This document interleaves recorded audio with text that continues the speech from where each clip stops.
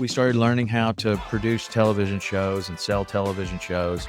Life on the Water, Sweetwater, even had a CrossFit TV show. How hard could it be to build a network? So that's what we did. We built this 24/7 streaming outdoor network called Waypoint. The fitness started where I realized the more days you can put in, the more money you can make. I trained for 20 years to qualify for this thing. And now the Legends competition is the Masters CrossFit Games. So I qualified for that. What's up, everybody? Welcome back into Product Market Fitness. I'm your host, Adam Vasquez, and we've got an incredible episode for you today with Captain Tom Rowland. As you could hear in those clips, Tom has a ton to teach us about pushing the edge, both in the performance of his business and in fitness performance. And I'm so grateful that I got to share this conversation with him and now with you here on PMF. Before we do a full intro for him, though, I want to continue to share the heart and the purpose behind this show. I was talking today with a good friend of mine, Jansen Raymond, and he was asking me about the intent and the purpose of this show. And I kept thinking about that the whole ride home. So I wanted to share some of what's behind the show and what's under my intent and my heart as we kick off this first interview episode of PMF. My obsession in life is sport and fitness. My two obsessions. Anyone who knows me knows I'm obsessed with sports, particularly Philadelphia sports, and fitness. But I'm a huge fan of any excellence in sports. Love Michael Jordan, the GOAT. I love watching excellence unfold, and I love watching people pursue fitness, pursue what excellence looks like for them. And so that's just a passion of mine. And my vocation and my calling has been in business. So as I dreamt and prayed and thought about what work I want to invest my life into, it's exactly this.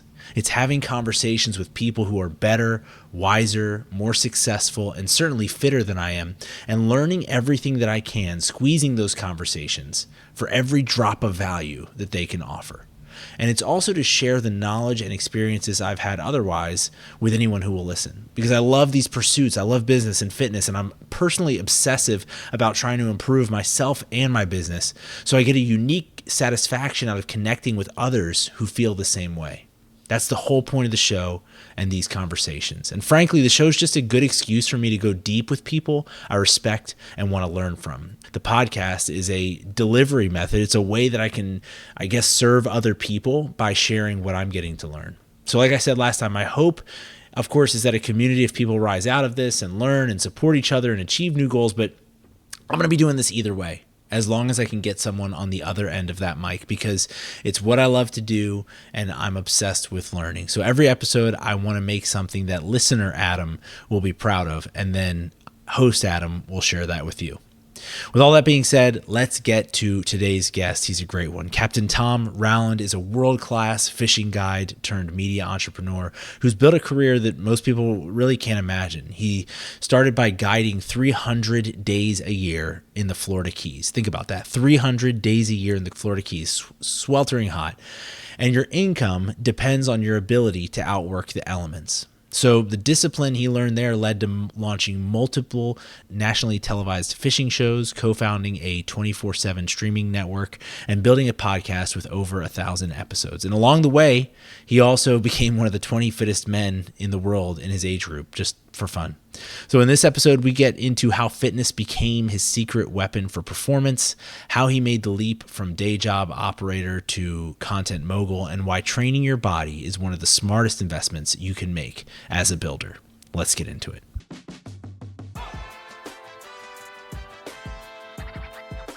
All right, Tom, thanks for joining the show. We were just catching up a little bit, and I think we maybe first talked right when I launched the first startup show, I think it was called, probably over 7 years ago now. So it's been a while. You've done insane things. You had done insane things previous to that. You've done a bunch more in the intervening time, and I just appreciate you spending time with us. Absolutely. Thank you for inviting me. Yes, sir. So I think at the last time we talked, you were obviously, at the time you were working on Waypoint, you were continuing to produce your TV shows, and you were really getting this thing, the Tom Rowland podcast, off the ground and starting to really invest in it. Obviously that's worked. Tell me about, what that experience has been like, how you've been balancing all those things and what building that brand has been like for you? Well, the podcast has been great for so many things. I liked the podcast space, which is what got me into it. I wish I had started earlier, which I think is what most people that have any sort of a podcast also wish. Mm-hmm. But I got hung up on a lot of details of which microphone I should use and how it should sound, and really I just needed to get started. And Mm-hmm. once I did, it's been very rewarding. I've been able to talk to people that I would never have talked to before. I have been able to. It gives you a reason to reach out to somebody that you would really like to learn from, or get to know better. And I've only been turned down a couple times. I mean, honestly, Wow. I've almost everybody is, these days they understand what podcasting is, Mm-hmm. and understand that everybody's got their audience, and it's an opportunity to be exposed to someone else's audience. And if they're an author or selling something or trying to grow their following in any way, it tends to be a good opportunity to be on anyone's podcast. Mm-hmm. um, Mine has been, I called it the Tom Rowland podcast instead of like saltwater experience or some sort of fishing thing, because I didn't want it to be all about fishing. I wanted, certainly there's going to be lots of people I want to talk to in the fishing space or the outdoor space, but I'm also into health and fitness, and I'm also into learning um, more about how we can train better or be healthier, or do learn from other people's successes and failures in business, of course. And so I wanted it to just be kind of whatever I'm into, whatever I'm Mm-hmm. interested in. And I'll read a book. I was reading this book that I'm sure you've read it. It's called something about Work the System, Sam Okay. Carpenter. Do you know Okay. Sam I haven't read Carpenter at that. all? No. He's a master at creating systems and processes in your business, and he's Okay. written a couple of really good books about it, and makes it very easy to understand how important that is and why. And so, I'm reading this book, and I'm like, I think I'd like to just ask this guy to be on the podcast. You reach out to him, and they're like, of course I will. Right. That's And awesome. I mean, it just gives you an opportunity to actually make a personal, connection with basically anyone. And so that has been very rewarding. I think everyone needs some sort of creative space um, to as an outlet, right? Mm-hmm. I certainly do. Some people are more creative than others. Some people they may need other outlets, but I need some sort of a creative outlet, and that's what the podcast has been for me. We should lay a little context. you, I alluded to you starting the show, but you have a long, extensive career in media and in TV. All sorts of different things. So, how did you see, or how is podcasting different for you, and how did you approach it differently than all those other things you had done previously? Well, I'll give just a real quick background on That'd be great. how we end up here, I guess. So I started out as a fishing guide in freshwater in Wyoming, Idaho, and Montana, rowing a drift boat down a river. That was incredible. It was so fun, but it was also very limiting. First of all, I was working for an outfitter, so I'm only getting paid a day wage. The river that we were working on had a permit, very expensive permit that's transferable. So as the river gets better and more tourists come, it only increases in value, like a home would or anything else. So the chances of a small independent guide ending up with one of those permits is probably not in the cards. So you're pretty much relegated to being an employee in the situation like that. So you're getting paid about half of the guide, the price of the trip. So to make that even more limiting, back then you were restricted to about 100 to 120 days. If you were the top guide on the river, maybe you're getting 120 days.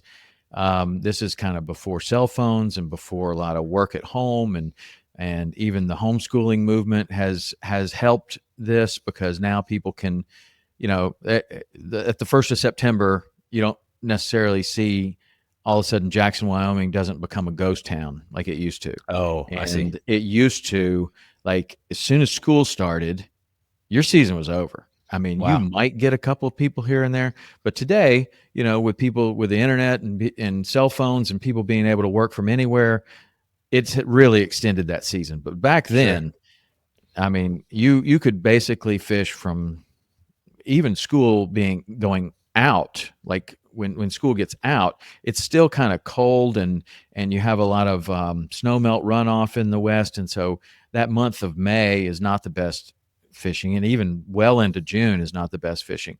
It's really July, August, and September are the best. So you're really fishing July and August. So I quickly realized that if I wanted to be a fishing guide for a living, I needed to find somewhere else to be a fishing guide to complement that, or to move to another area. I found Key West, and it was a new type of fishing. It was all saltwater fishing. I had to learn a lot about that, but it was a place where there are 365 potentially fishable days. You're not working for an outfitter, so you own your own business. And of course, that comes with plenty of challenges of how to get that started. But if you can get it started and you can develop a clientele, there are 365 potential days that you can fish. And then whatever you're charging for the day rate, that you get to keep it because you're an independent operator. So anyway, that is kind of where I ended up. A couple of years of doing both Jackson, Wyoming, and Key West, until I got married, and my wife was like, "Look, I like both places. Let's pick one, because I don't want to go back and forth every year like a gypsy." And so we said, okay, well, Key West is the logical place. That's where we can make more money. That's where I can build a business. And so we were down there for 20 years. Had all three of our kids down there, raised our kids, and that guiding kind of turned into tournament fishing some. And the tournament fishing started to pull me away from my family and pull me away from the Florida Keys. And it wasn't really what I wanted. And it also wasn't very lucrative. We were fishing tournaments from Texas all the way to Florida, all the way up to North Carolina for redfish. And you didn't win a lot of money when you did win, and it's a very competitive thing. So that was the start of the first TV show. We had sponsors, me and my partner that I was fishing with, we had some sponsors. And it was kind of like, how can we transition what we're doing here on these tournaments into something that we can do from home, from the Florida Keys? And that turned into our first television show. That show, Saltwater Experience, has been on the air for 20 years. And it was well received. We created a format that was kind of original at the time, a 2-host format. And people liked the show. So we replicated that format into an offshore version called Into the Blue. And then, we started learning how to produce television shows and sell television shows. And that turned into a bunch of other television shows, Life on the Water, Sweetwater, even had a CrossFit TV show that I filmed out of my garage. Oh, really? Called Fitness Truth. Yeah, it was Cool. It was kind of cool. It happened for about 2 or 3 years. But it was the underground kind of original kind of movement of CrossFit and people working out in their garage. And I have a group of people that I work out with in my garage pretty much every day. And so that was the kind of the subject of that television show. Gotcha. You can I just want to put a pin that I have a lot of questions about the infamous garage, and also how to experience that at some point, but we'll come back to that. Sorry. For sure. Yeah. We'll certainly get back to that. The landscape of television began to change, with streaming, with people cutting the cord, with young people, that would never get cable. They just didn't understand it. Why you would pay for that when you have YouTube and all these other things. And that led us to start to investigate what it might look like to get our shows on alternate forms of media like streaming. It would have been great if there was some sort of a platform that we could have just put our shows on, and we would have done that. But we looked long and hard and didn't find anything. And so we, out of probably either stupidity or naivete, said, well, how hard could it be to build a network? And so that's what we did. And we built this 24/7 streaming outdoor network called Waypoint. And we built that right in Chattanooga. And that's kind of how we originally got hooked up, was when Yeah, that was that's right. going on. So fast forward to today, and the question that you had about the podcast started as kind of a complementary product to the television show Saltwater Experience. I figured if people like that show, they probably would want to hear more about. They would want to get to know me better, and so that's kind of how it started. And I'm about 1,000 episodes in, and That's wild. I started it and I said, okay, I'm going to commit to this for a year. I heard Tim Ferriss say the same thing. And he said, I'm going to do 52 of these shows. I'm going to commit to one a week for a year, and I'm going to see where it goes. And of course, for him, it obviously did very well. He's still doing it. And so I thought, well, that seems like a reasonable goal. Like, let's just do one of these a week and see where it goes. And if at the end of the year I want to keep doing it, then I'll keep doing it. No, I didn't have any sponsors. I don't have any. It all just began as kind of a passion project and a way to give more to the people that were interested in watching the show. And so, but at some point you probably flip, or 1,000 episodes. Are you still on that one time a week cadence, or at some point? No, it got more. So yeah. It started out with just one long form episode with a guest a week. And then, I got so much feedback and people started liking it. And it's different than television. There's an instant way that people can communicate with you. So I put my email address out there, podcast at Saltwater Experience. I would say it, podcast at saltwaterexperience.com. I would say it every time. You can ask me questions there. You can contact me, and people would contact me. They're like, how about, like how to do certain things? And I thought, okay, well, that might look like a how-to Tuesday, shorter show. Let's talk about like specific things that I learned how to do as a fishing guide, tying knots, navigation, how to read a chart, how to read a tide chart, just different things that kind of the most frequent questions that I ever got. Even maybe it was even from my clients that were in the boat. Like, how do you know where to go here? How are you picking this spot? So I would do these little episodes about that. And that seemed to be pretty good. And then I thought, okay, well, I do have something else that I'm interested in, and that is fitness, and how fitness relates to kind of what you're talking about, how fitness relates to business. And in this situation, as a fishing guide, people that might not know a lot about the type of fishing that we're doing might think that it sounds silly that there's anything associated with fishing and fitness. But the way that I guided for a long time, either in the drift boat, you're actually rowing a boat. It's physical labor. You're rowing a boat up, against the current. You're floating downstream, but you're doing it as slowly as you possibly can in a lot of ways. And there might be a fish that you see rising on the bank. You're rowing really, really hard to slow the boat down enough to where your client gets 2 or 3, 4 shots at that fish. And you're doing that day after day after day. Yeah.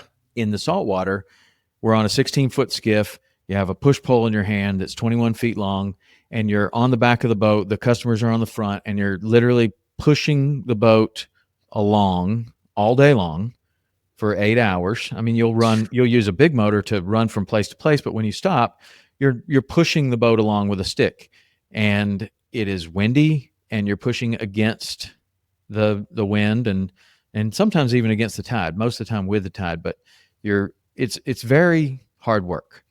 And it became very clear to me that was something that I could control. And if I could be in better shape, stronger, and in better shape, I could do more days than I could if I was not in shape. And so, and in shape and taking, or let's also say take care of the body, because you're in this blazing sun. The Florida Keys has a very high UV index. You get sunburned very easily, get dehydrated very easily. So everything from taking better care of your body while you're in the sun, covering up, um, drinking enough water, eating the right foods. And I noticed that every little thing that I was doing would allow me to fish a day or so more in a row without being just totally exhausted. And then I started to pay more attention to my physical health and working out, running, all of that got me stronger. And I was able to continue to do more and more days in a row to the point to where I did my longest stretch was 175 days in a row without taking a single break. And then I would take like one day off and go another 50 or 100 after that. And So in it your just case, performance was directly tied to your fitness in that well, it business. was also directly tied to my pocketbook, like Right, right. and performance on the water and being able to go day after day after day after day. Um, that was directly tied. I mean, when I first started, I couldn't do more than 5 days in a row, Oh, yeah. and most people can't.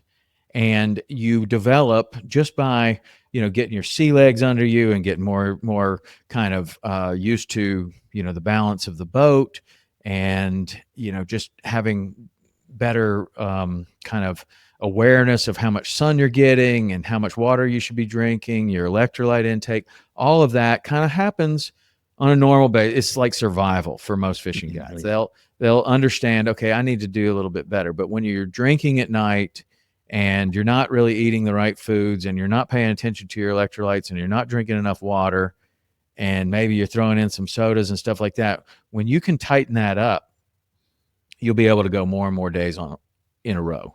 Mhm. And I got to where I didn't plan any time off. Like I would just book every single day. And then I would plan on taking the days off that the weather wouldn't allow you to go out there. And there are plenty of those usually. You'll hit a year like that one that I did 175 days in a row. It was kind of the perfect year. We didn't Yeah. have extreme weather. We had lots of days that were questionable, Right. but if the customer wants to go, I would take them. Yeah. And Key West is a very expensive place. And as we continue to have kids, we had one child, and I figured, okay, if I could do about 250 days, then that would probably be good. And then you have another child, and it's like, ooh, I need like 300. And Yep. you're doing everything you can to be out there 300 days, including advertising to get that many people on your boat, right? Right. Running the business. Yeah, and Yeah. growing your business. But then also, then we have a third child, and it's like, well, there are no more days. So how do I make more money? So that's when you start a second boat, and all your referrals go over to a second captain or something like that. So it's more than just fishing for yourself. Now you're also managing this other boat. I mean, Sure. that person comes in, the boat's broken, you're the one that fixes it.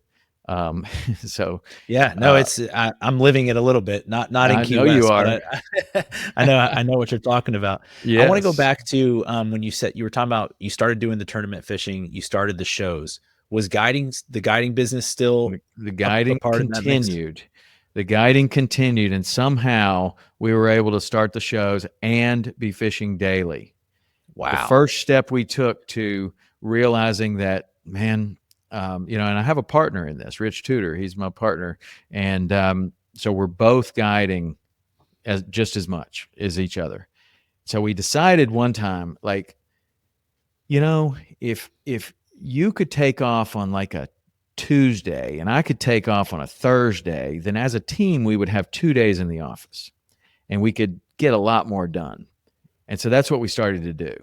And we started to each of us take one day off during the week and spend that day in the office making phone calls and doing things that we needed to do to secure the sponsorships. And I mean, I don't know how we did it before. We were literally out there making phone calls on the back of the boat, which is not not good. Like you have somebody paying you top dollar to be out there, and Right, they right, want right. your attention. And most of the people I was fishing with at that point were friends, and I fished with them a lot. But I was very careful not to, be disrespectful or make them think that they weren't getting my full attention. I would just say, look, I need 15 minutes here, and most of them would allow that, but some weren't down with it at all. So Sure. we started taking like a week, a day off a week each. And then that started to, once the TV show started to do better, then it was like, well, what if we took 2 days off each? So now I would do Tuesday, Thursday, and he would do Monday, Wednesday. And so now we almost have the whole week covered that somebody's doing something, but meanwhile, still guiding every other day Right. that we weren't in the Off, but these office. aren't off. You're not Right. chilling at the No. beach or whatever. No, we Yeah. were working harder than ever, at those days. But I think that's how you get kind of, I think that's how a lot of people get like a side hustle turned into a real business. Maybe it's a podcast. Like, somebody's got an insurance job in the daytime, and they're working 9 to 5, and then they come home and they have this dream that they want to have a podcast, and they do it at night. And until that podcast starts making money, and until it starts to make, a reasonable amount of money to what maybe it's the same amount of money as they're making in their other job, then they say, okay, well, if I put all my time towards this, Right. what would happen? And I hear, a lot of entrepreneurial stories like that. Like that's how people got started in something else. They kept their original thing going. They had this side hustle. That side hustle grows until they feel confident that, okay, now's the time to jump. How did the shows affect your guiding business? Like past the operational, the time and all that sort of thing. Was that a massive, I would imagine that would drive massive interest in people having It you did. guide. Well, the first year we were on a network called the Outdoor Channel, and the Outdoor Channel today is much bigger than it was then. At that time, it was a national network, but a very, very small national network. Okay. And I would have the same number of customers. We filmed that whole season. We were proud of that season. We put it on that channel, and all of my customers are coming down. I'm like, did you see the show? They're like, no, what show? I don't know what you're talking about. Oh, no way. Really? Yeah. And so that first year was quite humbling. And we realized, wow, if we really want to do this, we're going to have to really step it up. And that came in the way of distribution. And there were two other channels at the time that were putting this type of content on, and that was ESPN2, which was the big guy, and there was one called Outdoor Life Network. It was called OLN, and so OLN was quite a bit different than the Outdoor Channel. People got them confused all the time because when I would say, "Did you see the show?" and they'd say no, and I would say, "Well, it's on the Outdoor Channel." And they say, "Oh, I get the Outdoor Channel," and this one had in their logo, it had a moose. Like there was a moose and it said the Outdoor Channel. And I said, okay, well, the one with a moose. And they're like, no, I don't know anything about a moose. I'm like, you get Outdoor Life Network and you don't get the Outdoor Channel. And back then you kind of need a dish or direct TV.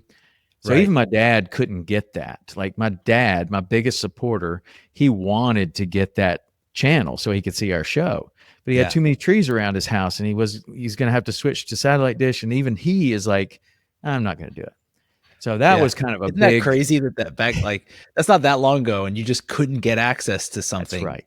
Based on, and trees. there were not very many channels also. Yeah. And it's not that long ago. It sounds to a young person like we're talking about, the Civil War days, but it's Right. not. This was 27 years ago. I mean, there was no YouTube, there were no cell phones, there was not an internet to speak of, and everything was limited. Mm-hmm. You were limited to what was on your TV or what was delivered to your doorstep, and in in terms of like a newspaper or magazine or something like that. Everything's changed so much, and for the most part, I think it's good. But the next year, we made a serious jump. In order to get on ESPN, we had to improve the quality of the show. We had to change the way we were filming it. We had to go from one cameraman to two cameramen. And basically, we mortgaged our houses. And Really? yeah. And really rolled the dice. But it was a much easier decision than it would be today. Today, you would have to determine, are you going to be on YouTube? Are you going to be on this network of 50 different networks that you could be on? Is it streaming? Is it, we didn't have those choices. It was like, do we want to, if we're going to do a show, then we might as well get people to see it. We did it last year and nobody saw it. We are in touch with the prime people. These are customers that are coming to us. And if they're not seeing our show, then basically nobody's seeing it. So we made this big jump and we got a show on ESPN2, and then we got a similar show on Outdoor Life Network. On Saturday, we were over 350,000 people would watch our show on ESPN2. On Sunday, over 250,000 people would watch this other show that we had on Outdoor Life Network. And what did it do to our business? Our business blew up. We had no more worries about the amount of business. It allowed us to like have second boats and second captains. But the funny thing is when you get to that point in your career to where you start thinking about doing things like this, you've already started to, if you're fishing 300 days a year, you're not doing it with 300 different people. As you get to be better and better, probably at anything, you have fewer and fewer clients because those clients fish with you more and more. So I would have people from Miami, doctors from Miami, lawyers from Miami, other people that owned houses in Key West. They'd be there for extended periods of time. They fish. I had one guy fishing with me 100 days a year, another guy fishing with me 100 days a year, a couple people fishing 50, and that would be my year. So I'm fishing with 4 or 5 people. And that's when this all happens, right? Like now your phone's ringing off the hook, but you really don't need it to ring off the hook. Right? But it's good because we had, at one point I had 2 boats running in addition to what I was doing. And then my partner was also running a couple boats in addition to what he was doing. So it was great. But what we noticed is if we put our focus on the television show, that was really the future. Because so you guys were kind of doing like content marketing before. I mean, that wasn't a term, I'm sure, that you were. Well, it certainly was not a term. But the funny thing about it is like fishing shows are the original influencers. Fishing people, like there's a guy out there, Bill Dance. Bill Dance, probably everybody knows Bill Dance. You don't even have to fish to know who Bill Dance is. Bill Dance has been on the air for 60 years. And his original television show was basically the first influencer deal. He had a bass lure company pay him to use the lures on the show. He uses the lures. He talks about them. They sell a ton of lures. That's how it all started. And it all started with fishing. And it's funny to think about that because 60 years ago, like it's funny to think about it now because with internet and so many different things, fishing as an industry is 6 or 8 years behind whatever really? Red Bull and Starbucks and the best marketers are doing. Fishing is 8 or 10 years behind that, right? Maybe 5 years. Maybe it's catching up a little bit, but it's kind of behind. So it's funny to think about that now in terms of, well, fishing was once on the cutting edge and everyone kind of followed suit. Even now it's like product integration. That's what we call it now. That's what we've been doing forever. Yeah, like, I was just doing it. One of our biggest sponsors is our boat company. So we fish out of that boat. People see it on TV and they sold a lot of boats. Sure. Now that's called product integration and you see it on Netflix and, on like big giant shows, but it all started with it's fishing. crazy. It's changed so much. And I think even not going back 60 years, but going back, 30 years when Michael Jordan and Nike really come up, the relationship that they had was so, people look back on that with nostalgia, obviously, but it was so natural in a lot of ways. It just, he wore the shoes and that was versus today.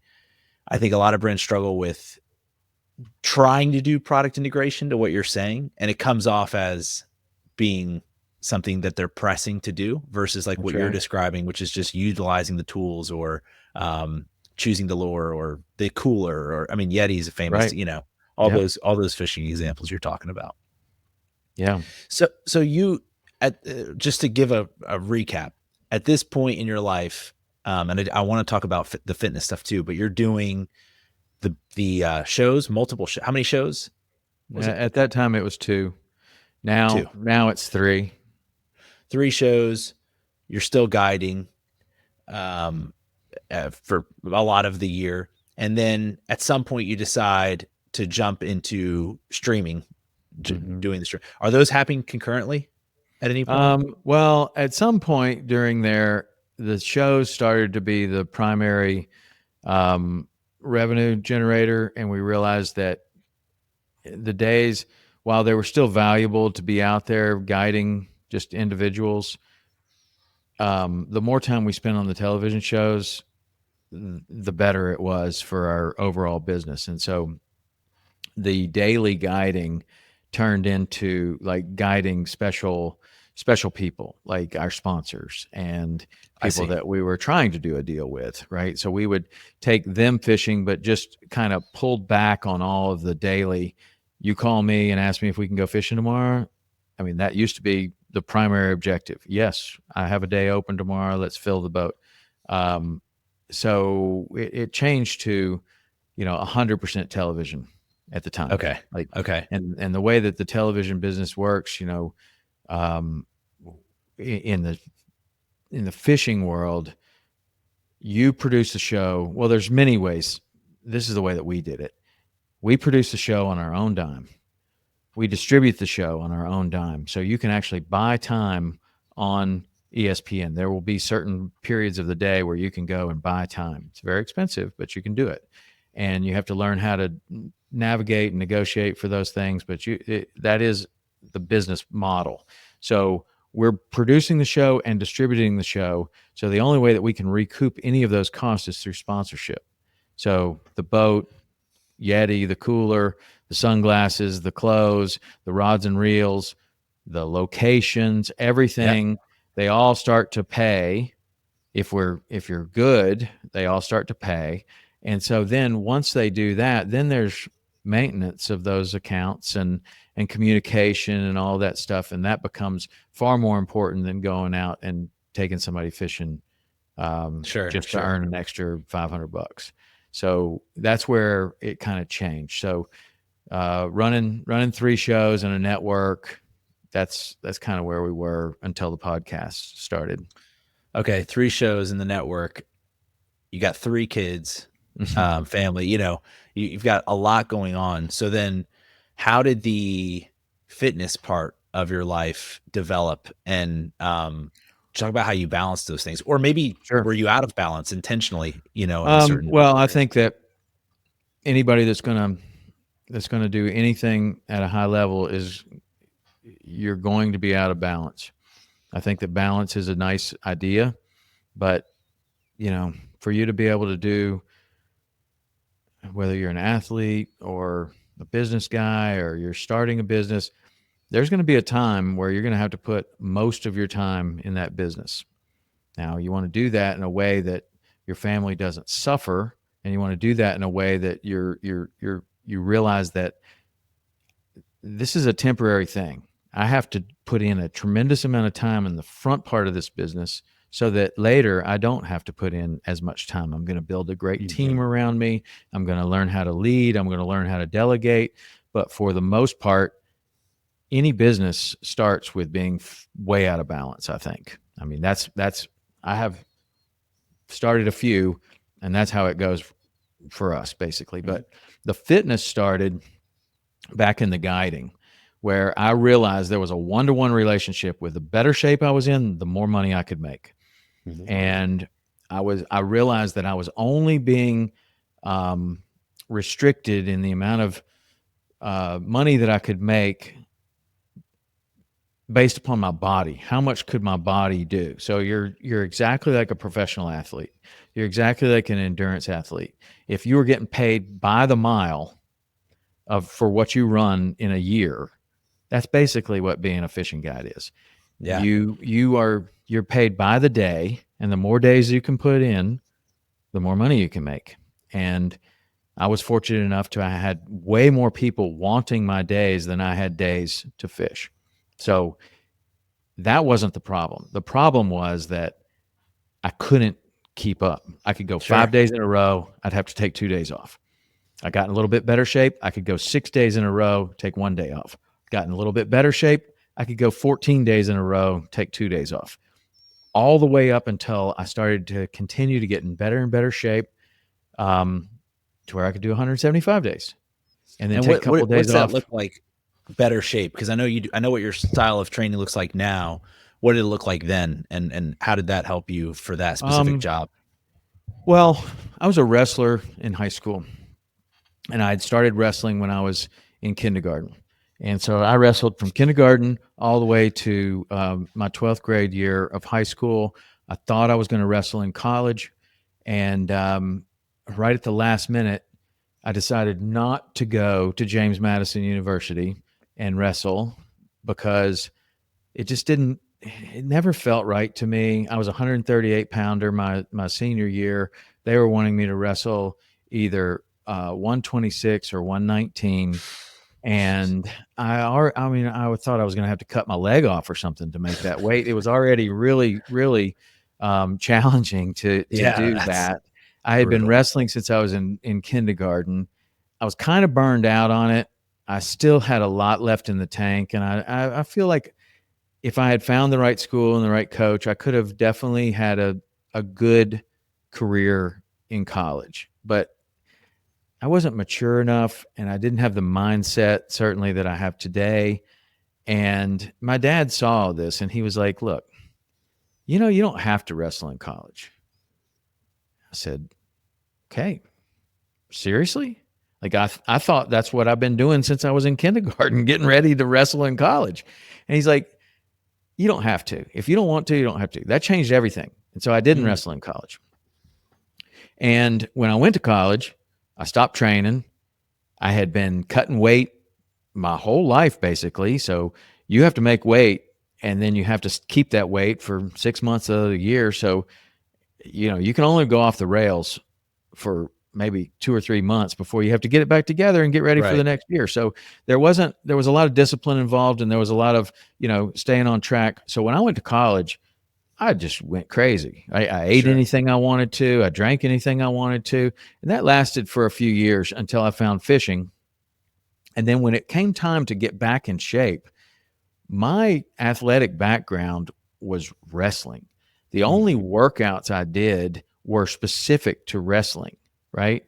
And mostly that was 3 hours of wrestling. So when it came time, I'm 24 years old, 25 years old, we're thinking about having children. I'm having this realization that the better shape I can be in, the better I can do on the water. And that's the most important thing to me. I'm having this realization, like I think a lot of people do, is, well, what do I do? What am I going to find an adult wrestling team to be on? Like that's all I knew, right? So like I know how to get in shape, and that includes wrestling with other people. And so I tried going to a conventional gym and honestly completely lost. I thought it was weird. Everybody's looking in the mirror. Nobody's making eye contact. Nobody's talking to one another. I'm like, this is the weirdest thing ever. And so one of the things that I did when I was a wrestler is I ran. And so I thought, well, I'm definitely not going to get in shape by going to that gym. That was just weird. And that's just my feeling. Some people do great in that environment. Well, it's still weird. Hey, later on today, if you walk into that gym, somebody's videotaping themselves. Right, Somebody's of making course. TikTok dances. Like I couldn't do it either. It's for some people. It's not for others. It wasn't for me. And my athletic background was something completely different. And I'm like, okay, well, where are the jump ropes and where's all this stuff, right? Like they didn't have any of the equipment that we normally had, and nobody's working out like we did on the wrestling team, and there's no one to wrestle with. So I thought, okay, well, I'm going to start running. and I'm just going to run. And I remember just struggling. Like, it was painful at first because I had been off for a while, and I was like, okay, I'm just going to get 30 minutes of exercise every day. And so I'd walk some, I'd run some, and I was trying to fill up that 30 minutes. As a young person, it doesn't take long if you go at it day after day, to where now I'm running 30 minutes. Then I'm running 45 minutes. Then I'm running for an hour. I'm getting in way better shape. Everything's better on the water. I'm feeling better. I'm sleeping better. Everything's better. So I start thinking, well, I've always heard running a marathon would be kind of fun. I've never done that. So I launch into marathon training, and I do that for a number of years. Start running marathons, and it was great, and it got me in way better shape. I was able to do more on the water, but I was also kind of getting weaker, and my back was hurting a lot, and because I would be out in the boat, pounding through the waves on the boat all day long, and then I would go and I would run 6 or 8 miles at night, and so I was having a lot of back problems, and I couldn't do a single pull up. And Wow. and so I started kind of looking around, and there was an internet at this time.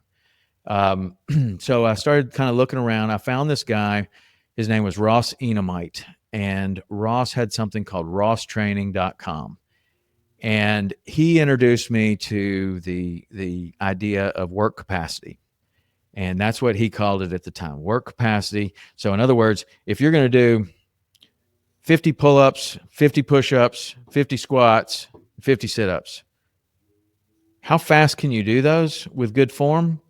And if it took you 20 minutes on day one, and then 15 minutes the next time you tried it, and 12 minutes the next time you tried it, and 10 minutes, you've gotten in better shape because you can do more work in less time.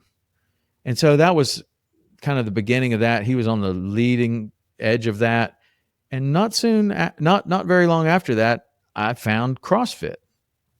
And CrossFit used the term work capacity, and that's kind of what it was all about. Like, the workouts were named, they were timed. If I'm doing a workout with a dumbbell and a pull-up bar in my backyard in Key West, and I don't have anyone to work out with, which was exactly the case, I had very minimal equipment, no one to work out with, very limited time. But I could go onto this message board, and I could see that somebody in Russia, or somebody in Australia, or somebody in California, or anywhere else was doing this exact same workout, and they were posting some time or some result that I could aspire to do that. Like, wow, it took me 10 minutes. It only took this guy 7. What in the world? Like, and then, the internet gets a little bit better in the next few years, and you can now see videos of people doing it. Like, oh, I see. And so that's how I kind of got into CrossFit. And it was always by myself in my backyard with the most limited equipment. I mean, I had like 4 or 5 dumbbells. I went by this dock one time, and there was this guy that had all these dumbbells, and he was throwing them into the canal. He didn't want them anymore. Oh. And he was just going to throw them into the canal. They're iron. They'll rust right away. And I was like, what are you doing with those? And he says, I'm just throwing them in here. I'm tired of seeing them in the house. And so that was my weight set. I picked it up right there. I started putting them in the boat, and I had like 6 dumbbells. The rest of them were on the bottom of the ocean.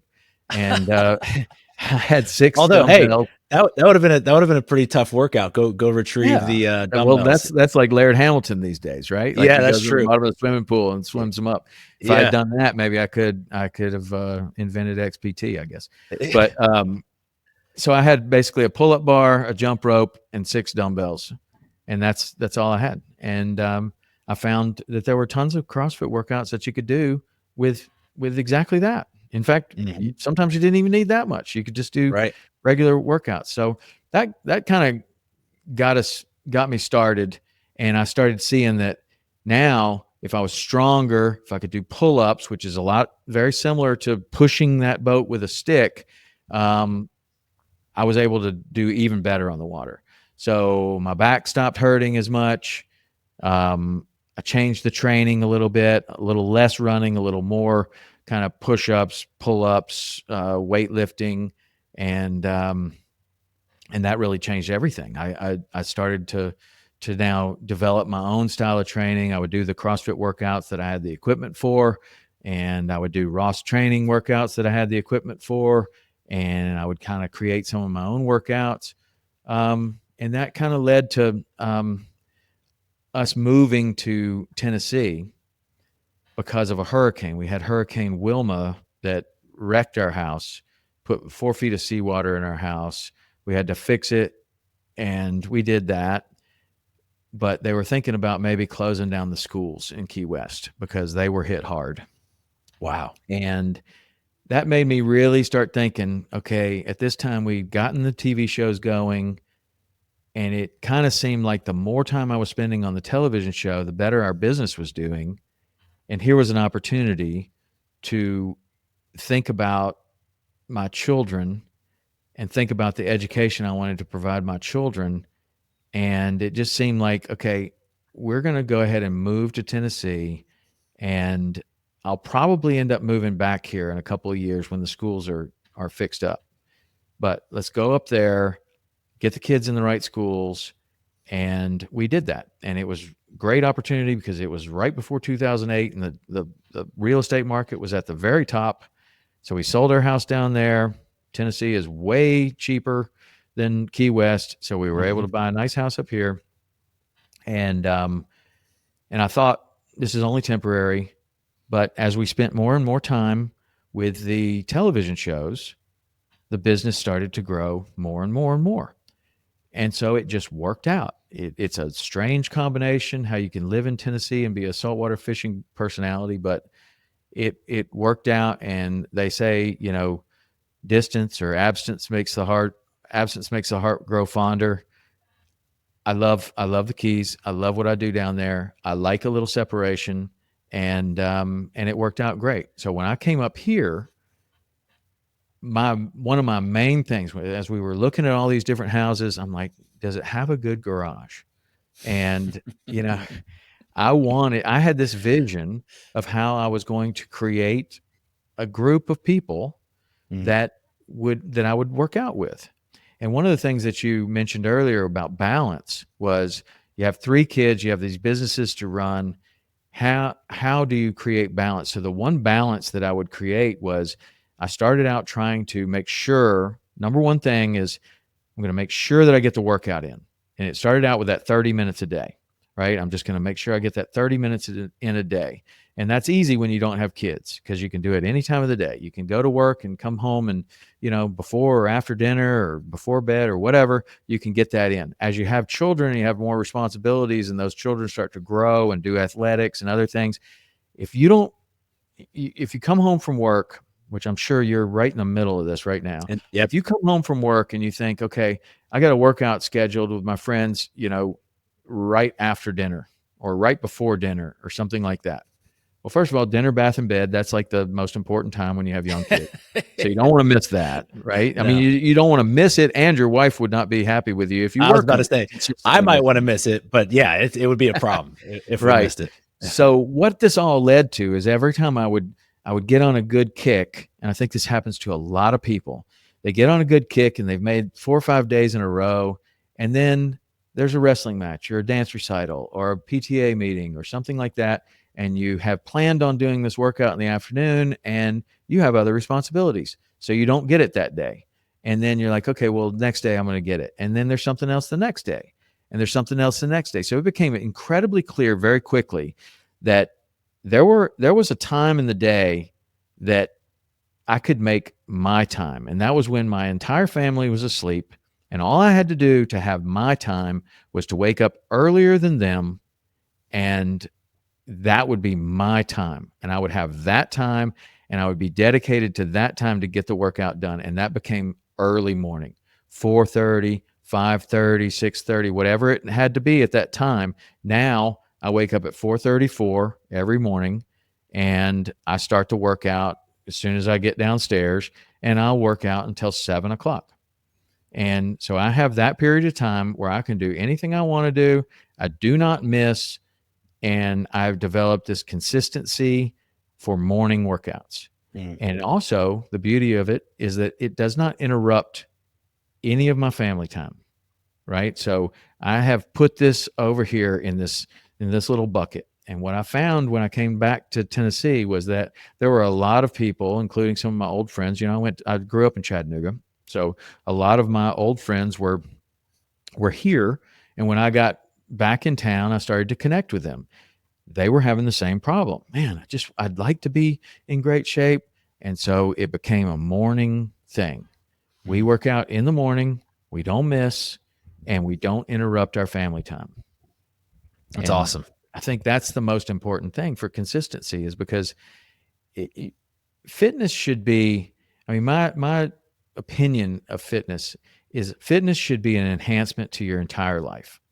So as you're getting in better shape, it is going to enhance the way you feel, the way you perform, all of that. But if that is taking away from your family life, it's not going to be sustainable, right? You're going to have to make a choice at some point. Do I want to spend time with my family, or do I want to work out? And if you choose work out too many times, your family's going to start falling apart. Right. So my feeling was always, you have to do it. You could, if you're not a morning person, you can choose, okay, dinner, bath, and bed. Everybody goes to bed, and now I do my workout. That could be your time. Or morning. Morning seems better to me. I mean, it's better for me. Well, just energy levels and hitting a workout. I guess it depends on your goal. Your goals, and I want to talk about this too, but seem to be pushing the edge in terms of your actual performance in and through the workout. And so you need the energy to be able to do that. If you're working 12 hours, or you're spending time with your family for 12 hours, and then you're going to train, you're just not going to have the same output in your training, right? And in your performance. Yeah. I did want to ask you one question. So you started with the dumbbells, the pull-ups. What age about was that, you think? That was 20. I'm 56 now, so that was 28 years ago. So what would that have put me? 56 minus 28. Do I need to get my calculator? It's 20 something. Yeah. Right. Yeah. Okay. Like And then at what point did you start? And this is just the nerd questions in me. And cause I'm 35, I just entered the master's age. Nice. This is selfish. But at what point did you start layering in from 6 dumbbells, a pull-up bar, and push-ups to, I mean, CrossFit has constantly varied, lots of different, handstand walking, the gymnastics, obviously the barbell work. When did that come along? It was when I moved back to Tennessee, because in Key West I did not have room for that. I didn't have room for anything more than what I had. Even if I had the money or there was, Key West is very small. Like, we're living in a 1,400 square foot house. There's no room. So when I came up to Tennessee, I specifically looked for a house that had a nice big garage and in an area where we could work out. And I looked back through pictures, and I started to collect one thing at a time. I mean, like, one barbell and the bumper plates. That was a big one.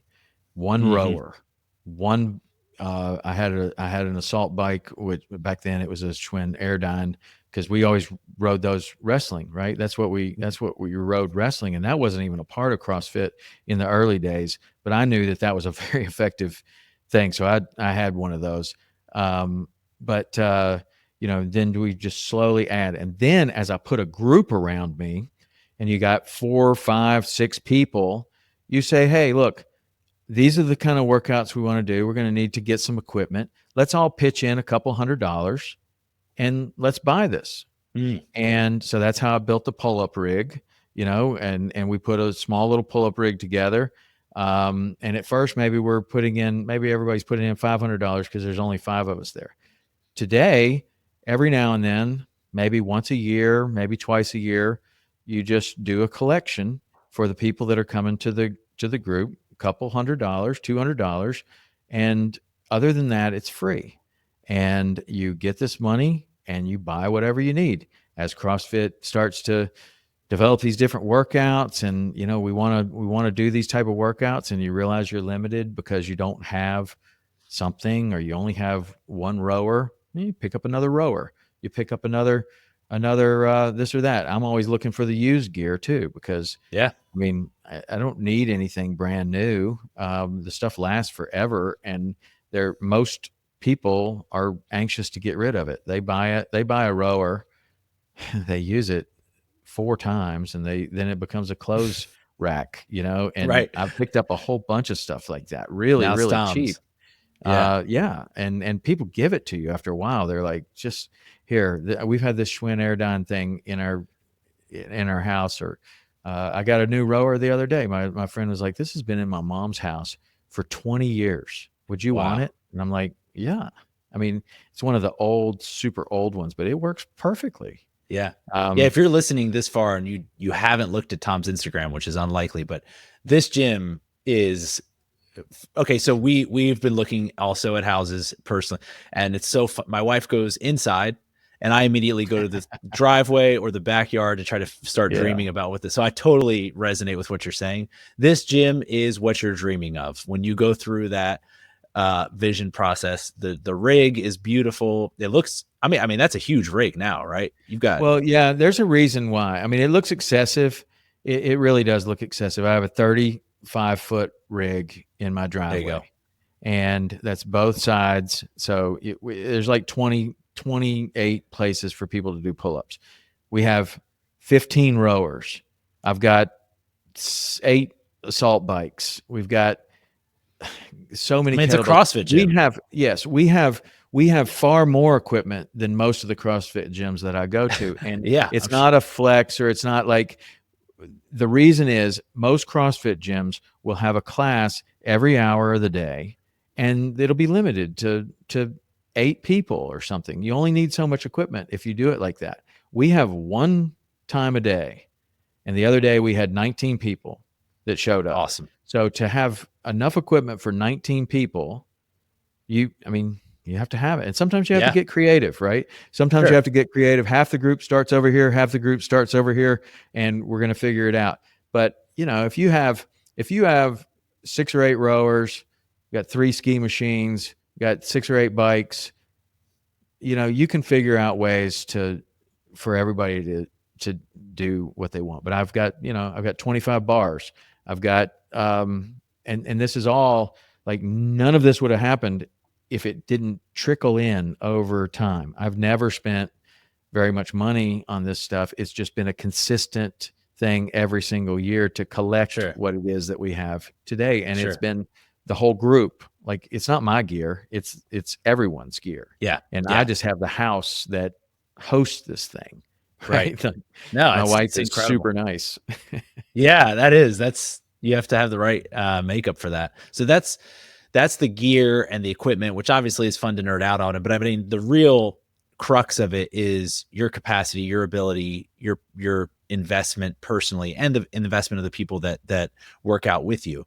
And so, walk me through that. Like when you come to Chattanooga, you start getting into the more holistic view of CrossFit or whatever. Was anything like, just personally, gymnastics is a huge weakness for me. I Mhm. I, I can do the aerobic stuff. I can do the barbell stuff, but I didn't grow up doing gymnastics. So did you have anything like that you had to learn or that you had Yeah, to for work sure. towards? It was probably the Olympic weightlifting for me. Okay.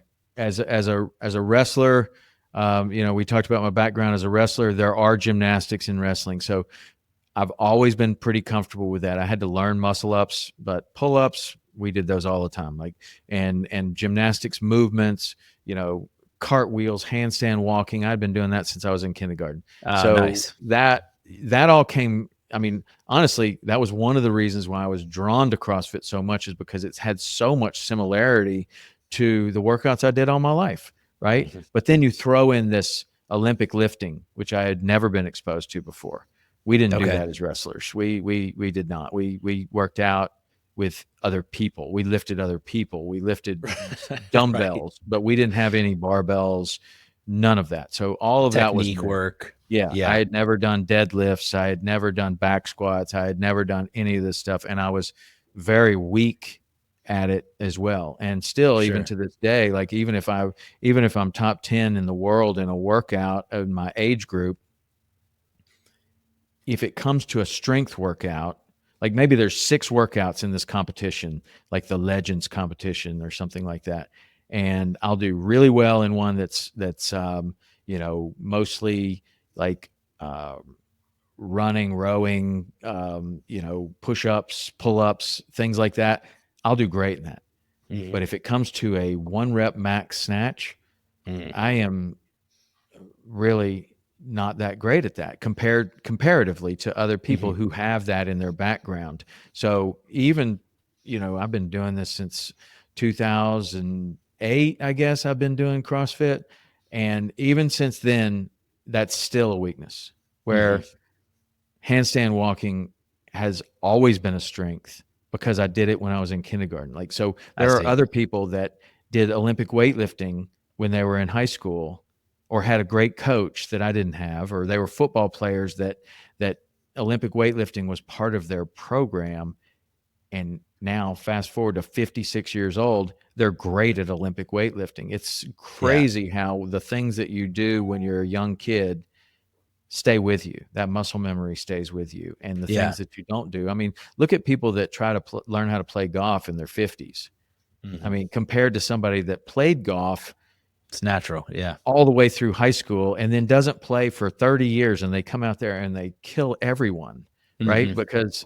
And they haven't practiced in 30 years, but they just have it.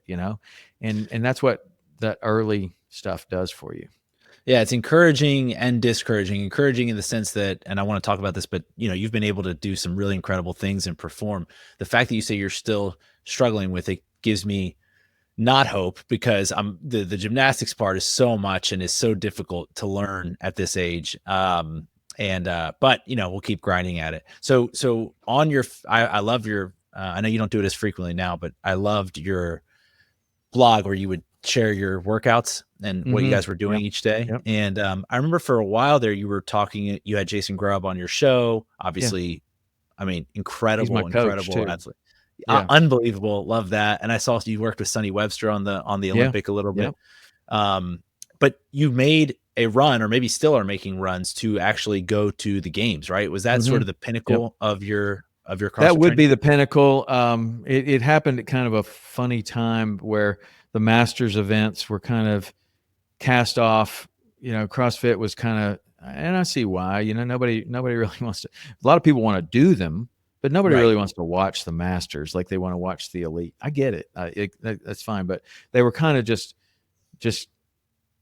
and I don't know. They were just, most of the CrossFit Games was surrounded by the elite competition, which it should be, honestly. I think they made the right choice here. And then they were just kind of doing the Masters in a parking lot, kind of somewhere, Mhm. no coverage, no nothing. And so a lot of the Masters kind of got discouraged by that. But I think CrossFit did the right thing, and they farmed the Masters out to somebody that was dedicated to doing the Masters competitions, and that's called the Mhm. Legends competition. And now the Legends competition is the Masters CrossFit Games.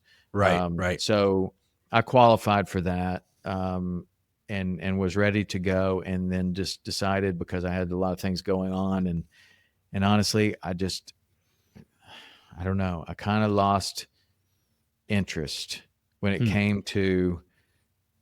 It sounds funny, but I trained for 20 years to qualify for this thing. Once I qualified for it, they're only taking 20 people. So I'm in the top 20 of all the people that that tried to qualify. It's It's incredible. going to be Yeah. in Arizona, and it happens at a time when I'm kind of busy and I got a lot of family things going on, and I just kind of decided, do I really want to go to Arizona and do this? Is it really that important to me?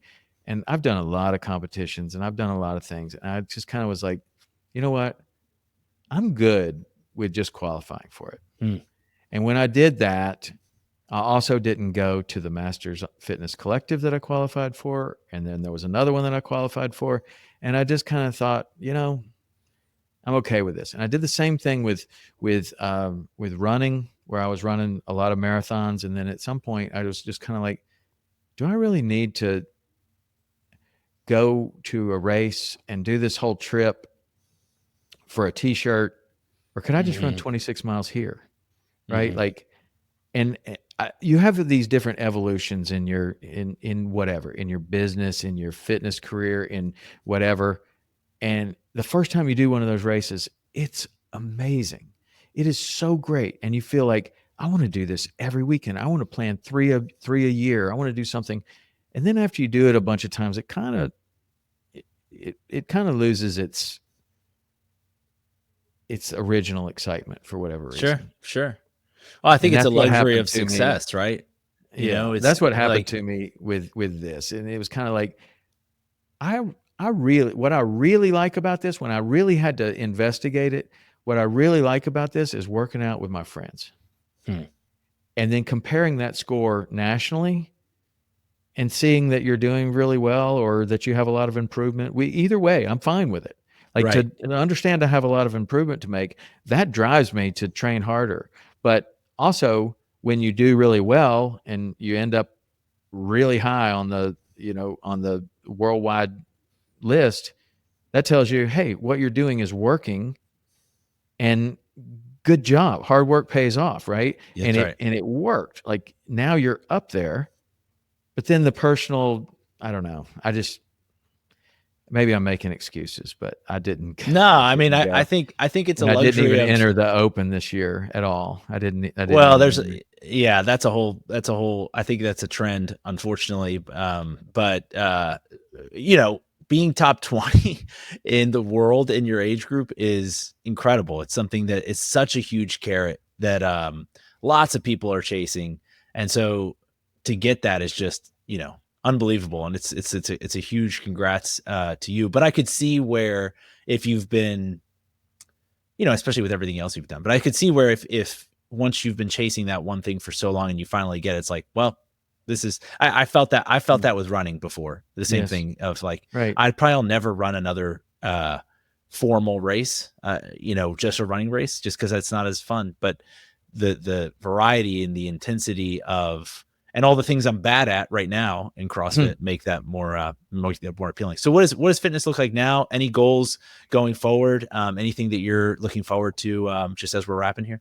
I mean, I really like, I just said that I didn't want to compete in person, but I really like competing even just in the shadows. I like seeing what the top scores are, and I like to see where I match up to that in a lot. And I did every open workout this year, but I didn't submit any scores.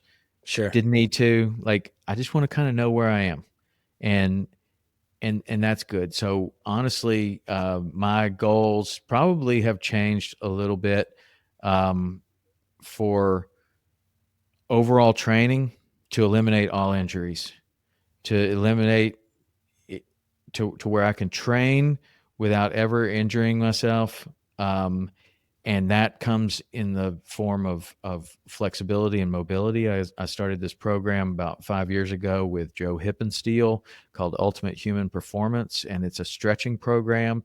I will say that the first 2 or 3 years of it was absolute, complete misery, like you're setting yourself Wow. on fire every every day. But the results of sticking to that program have been like nothing else. Like when I think about, you know, for overall performance, is it going to help me to increase my deadlift by 20 pounds, or is it going to help me to increase my mobility by 10%? Mhm. And at this stage in my life and in my career, it is 100% the mobility piece. Mhm. And what I found is that as I increase my mobility by 10%, I'm also decreasing my injuries by, I mean, these are arbitrary numbers, but let's Yeah, say yeah. I'm decreasing my injuries by 80%, which means I can train more and I do Mhm. get the 20% or the 20 pounds on my deadlift. And so I'm trying to like not only do it myself, but encourage the people that are around me to put these and you really have to find the one that works for you. I mean, the Joe Hippensteel thing has worked for me. It's exactly what I needed. Apparently somebody else might find that something else is working better. I think what will work the best is the thing that you remain consistent with, eh, whether that's a yoga class with a teacher that you like or something. I mean, I could go deep on why I like Joe Hippensteel's method better than yoga. But if I only did Joe Hippensteel's method, 2 weeks and then didn't do it anymore, it's not going to be as effective as if I did yoga every single day for a year. Sure. Right. So if you can find the thing that works for you and you're increasing your flexibility, but then your overall mobility, and you're increasing the range of motion in every joint, you're doing yourself a great favor. And if you can do that when you're your age, 35, 25, you can begin to put this into your routine, because honestly, you don't have to right now. You don't have to. It's going to help you if you do, but you won't even realize what you're doing at 35 to, it's just like making small deposits in a bank account. And when you're 50, you're going to be able to do the same things that you're doing now. You're not going to lose any range of motion. You're not going to lose any mobility, where the people around you can't get out of a chair. It's just the most important thing. And I don't think that CrossFit's even been around long enough for, I see this as the next kind of evolution, as a lot of these guys like a Rich Froning, who's your age, basically, even Matt Frazier, any of these guys, they haven't gotten to the place where they're losing mobility, and they may not ever, but I think they will. And so once that happens, you're going to see this massive, like the leaders in the space start to say, oh, I should have been stretching more. I should have been doing these things more. And those guys take incredible care of their body, and they're certainly super elite. But age catches everybody. Yeah. Well, Rich, even, the reason you talk about attracting people to the Masters, him competing would probably do that, but he doesn't squat below parallel because of exactly what you're talking about. So no, I think it's a great thing to start investing in. I'm gonna have to look into Joe Hippensteel now. So thanks for putting me down that rabbit hole. For sure. He's the one that fixed David Goggins. So you can also look at that. Okay. Yeah. When David Goggins was he was in the hospital. There's a part in his book where he was in the hospital. He had this big lump on the back of his neck, and they didn't know what was going on. Joe Hippensteel had been hired to go in to talk to the Navy SEALs, and David Goggins remembered that, and he contacted him, and he comes in there and starts to help him with a lot of mobility. Some of the stuff that David Goggins ended up doing were things that he, stretches that he created on his own, but the Joe Hippensteel was a big part of it. That's awesome. Well, Tom, thank you so much for spending this time with me, spending more time even than I asked. I hope we got to what you wanted to talk about. Dude, we touched all of it. Right. The stories are great, and everything you're doing is great. We'll link everything, obviously, for people to check out all your shows, and just appreciate you. Thanks for doing this again. Awesome, man. Thank you, Adam. It's great catching up. Well, that is the full interview with the legend, Tom Rowland. I hope you enjoyed that show. I really did. I hope you took something out of it. And if you did, if you listened this far, if you're listening to my voice right now, it means you probably enjoyed some part of the conversation. So here's what I would ask you to do. I would love if, I'm not going to ask you to go like and subscribe or whatever, although you should do all those things, but I would love if you would just share this with one person who pops into your head, whatever name right now pops into your head. Share this episode with them. And maybe just text them something that you enjoyed in the episode. Either way, I appreciate you listening, and we will be back next week with another great episode. Stick with us as we're building this together. We'll see you next time.